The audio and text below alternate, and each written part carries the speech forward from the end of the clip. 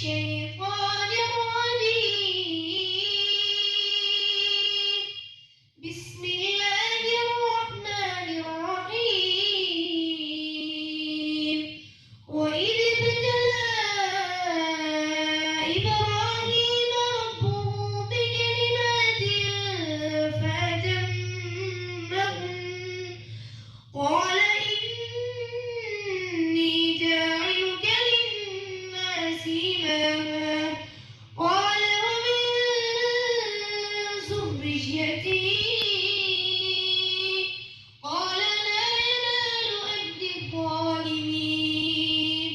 وإذ جعلنا البيت مثابة للناس وأمنا واتخذوا من مقام إبراهيم مصلى وأهدنا إلى إبراهيم وإسماعيل أن طهرا بيتي